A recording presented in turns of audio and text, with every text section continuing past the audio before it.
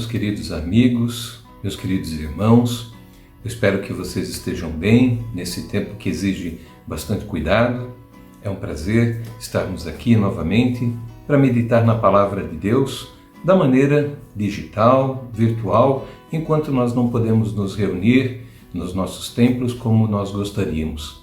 A saudade é grande, mas vamos louvar a Deus que temos esse meio onde a gente pode se encontrar, onde a gente pode juntos meditar e aprender na Palavra de Deus. O texto para a nossa semana encontramos no Evangelho de Mateus, capítulo 15, os versos 21 a 28, que eu passo a ler para você. Jesus saiu dali e foi para a região que fica perto das cidades de Tiro e de Sidom. Certa mulher cananeia, que morava naquela terra, chegou perto dele e gritou: Senhor, filho de Davi, tenha pena de mim. A minha filha está horrivelmente dominada por um demônio. Mas Jesus não respondeu nada. Então os discípulos chegaram perto dele e disseram: Manda essa mulher embora, pois ela está vindo atrás de nós fazendo muito barulho. Jesus respondeu: Eu fui mandado somente para as ovelhas perdidas do povo de Israel. Então ela veio, ajoelhou-se aos pés dele e disse: Senhor, me ajude. Jesus disse: Não está certo tirar o pão dos filhos e jogá-lo para os cachorros. Sim, Senhor, respondeu a mulher, mas até mesmo os cachorrinhos comem as migalhas que caem debaixo da mesa dos seus donos. Mulher, você tem muita fé, disse Jesus. Que seja feito o que você quer. E naquele momento, a filha dela ficou curada. Antes dessa história acontecer, nós encontramos Jesus com um embate, com uma discussão muito forte com os fariseus. Ele havia discutido a respeito da impureza. A dúvida, no caso, era que se os discípulos dele comiam sem lavar as mãos. Isso era considerado ritualmente uma impureza muito grande. E Jesus tem essa discussão com os fariseus e vai ensinar para os seus discípulos que o que contamina é o que sai da boca e não o que entra. Que o coração acaba se manifestando em palavras. E depois dessa discussão, para não acelerar as coisas, porque não era chegado o seu tempo ainda, Jesus parte para a região de Tiro e Sidom. Tiro e Sidom não eram cidades de Israel. Não era da Judéia, não era da Galileia, ficava no litoral onde era a Fenícia, onde tinha sido a Fenícia uma grande inimiga de Israel no Antigo Testamento. E lá ele está no meio de um povo que não é judeu, não é o seu povo. Nós não sabemos muito bem porque Jesus fez essa incursão para lá, mas ele está numa viagem relativamente longa, 50 quilômetros ficava de onde ele estava, junto com os seus discípulos. E lá, caminhando pelas ruas, acontece isso que nós lemos. Uma mulher que era cananeia, e Canaã era uma região que não existia mais no tempo de Jesus. Isso era lá no tempo em que os israelitas entraram na terra prometida, onde foi dito que eles iam para a terra de Canaã. Mas, de fato, agora ali o que existia era Ciro-Fenícia. Marcos, no capítulo 7, vai colocar a mulher justamente como Ciro-Fenícia e não como cananeia.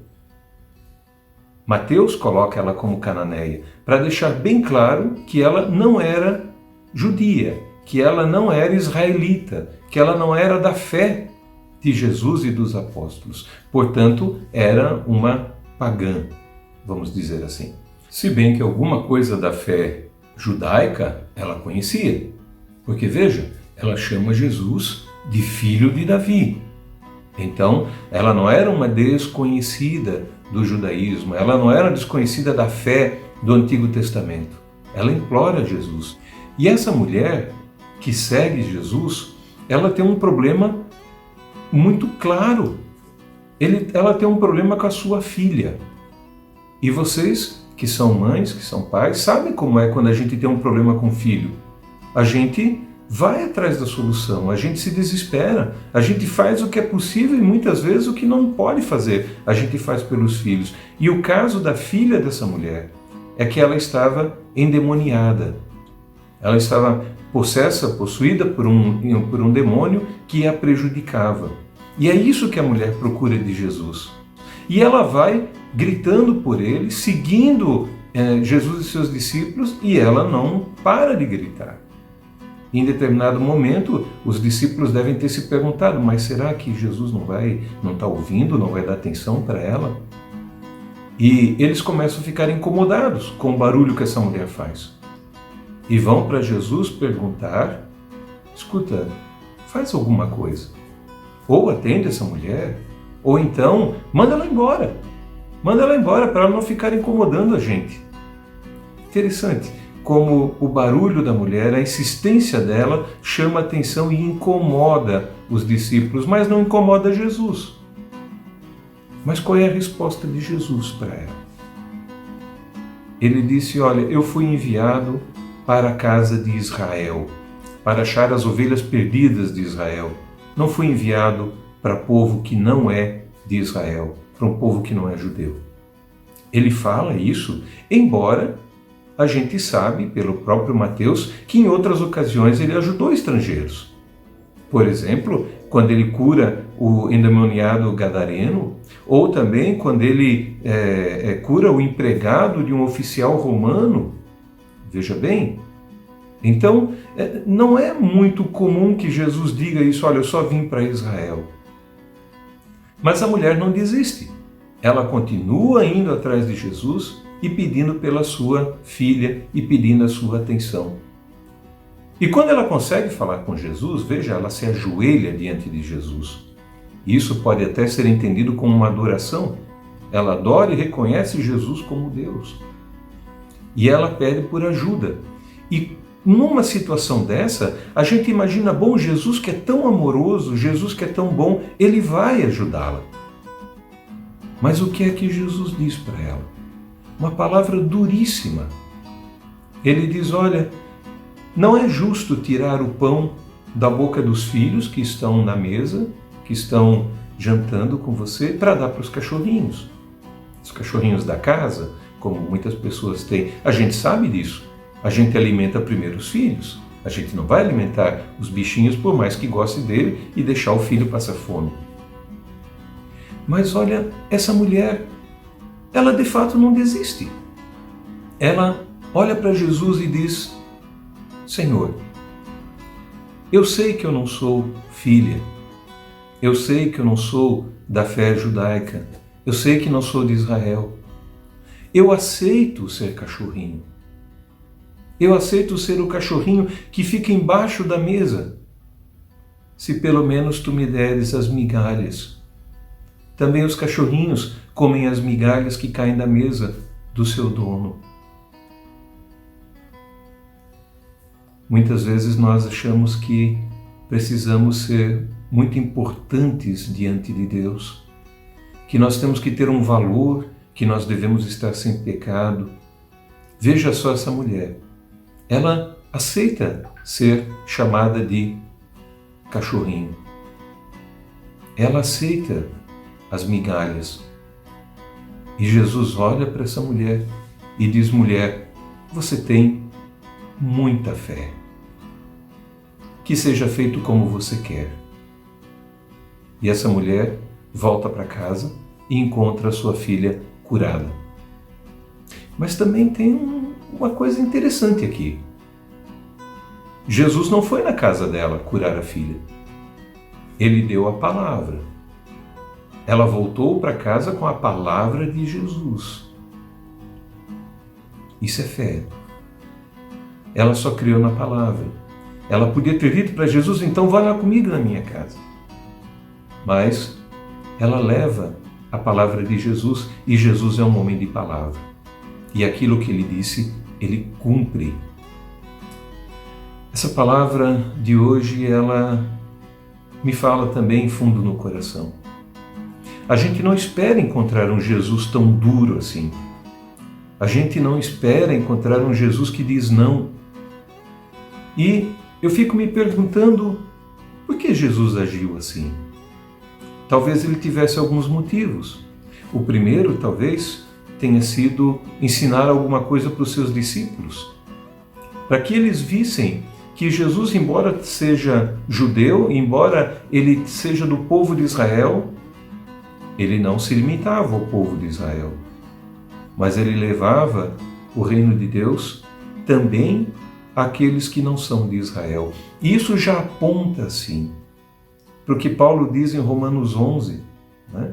De que também o povo gentil, aqueles pagãos que não conheciam a Deus, de repente são enxertados no povo de Israel, enxertados na oliveira, que é o símbolo do povo de Israel. Isso já aponta para o ministério da igreja para o mundo todo.